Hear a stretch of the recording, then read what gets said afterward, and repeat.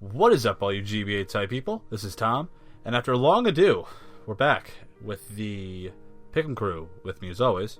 Hey guys, how's it going? It's Macadii, and today we have got the GBA Finals Pick'em crew. So we're really excited because this is the final point where we try and find out who is the winner and who ends up getting the pizza.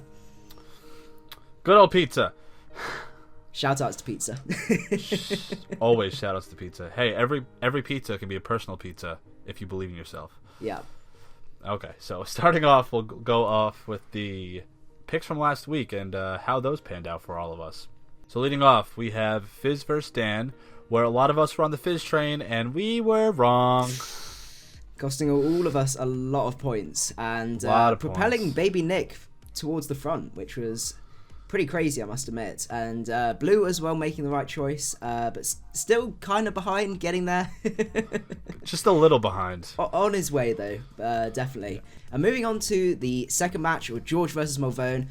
A lot of us were on the George train, and it ended up pulling through with, unfortunately, Blue decided to go for the underdog there, trying to be cheeky, and that ended up costing him all of the points that he managed to get in the last one as well.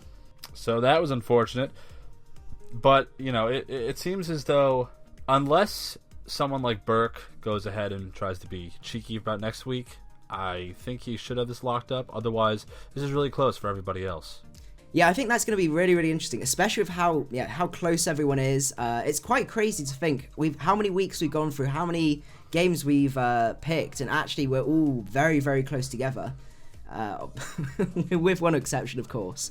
But what we'll do now is we'll run through the scores as of this week. So first up, we've got Burke sitting there at 66 to 33.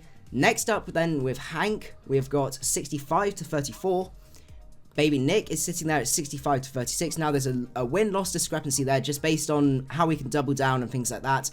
How we're going to decide it is if the wins are a tie, then it goes off your win-loss ratio, and then if your win-loss ratio is both the same, then it goes onto your lock of the week. So that places Baby Nick at third. Then we've got me sitting at 64 to 33, Kelly sitting at 64 to 34, Tom sitting at 64 to 35, and then finally Blue sitting at 51 to 48.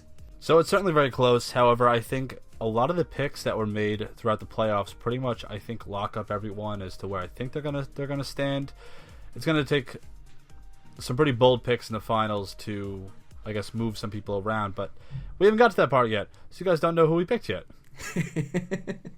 So moving on to the picks. We have obviously only got one game to pick on this one, and there's a lot of people on the Dan train for this one. So we've got 5 of us going for Dan on this one, and then 2 going on the George train. So Tom, do you want to let us know why you think Dan's going to win this one? Because he's been there 5 times.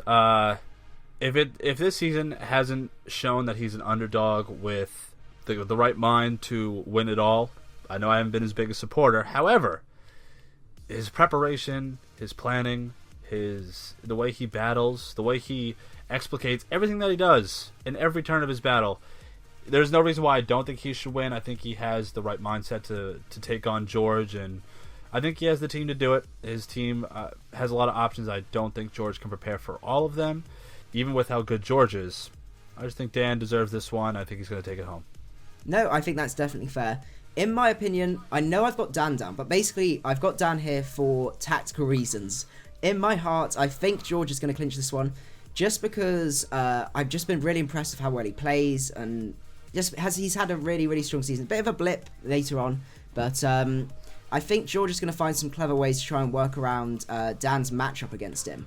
But if I go for George for 4 times on this one, because Burke's gone for it, and Burke has got more points than me, even if I go for George and George wins, then I end up not coming first. Whereas at the time I was picking, I think Baby Nick had not gone for made any pick at all, so it made sense for me to go for Dan on this one, just because then I had more of a chance of winning. Fair enough. That's a very good reason, if you ask me. So just to clarify, our Lock of the Week final has been determined. It looks like Baby Nick, who pretty much has been behind for most of the season, did in fact lock up first for the Lock of the Week. In second, we have myself, Kelly, and Blue.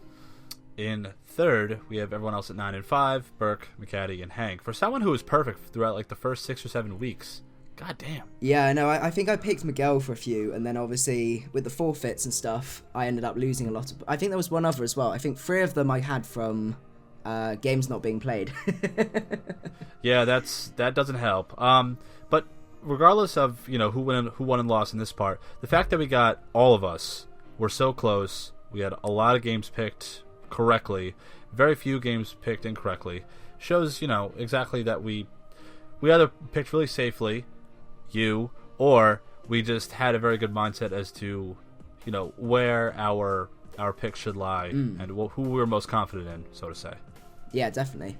Okay, so I think that's everything now in terms of all the picks. We will do a final video later on next week where we'll be outlining, obviously, showing the final scores based on that, and you guys can put down your final scores and use that video as a sort of archive where you can then look back. If we do pick'ems next season, you can come and see whether you get any improvement from there.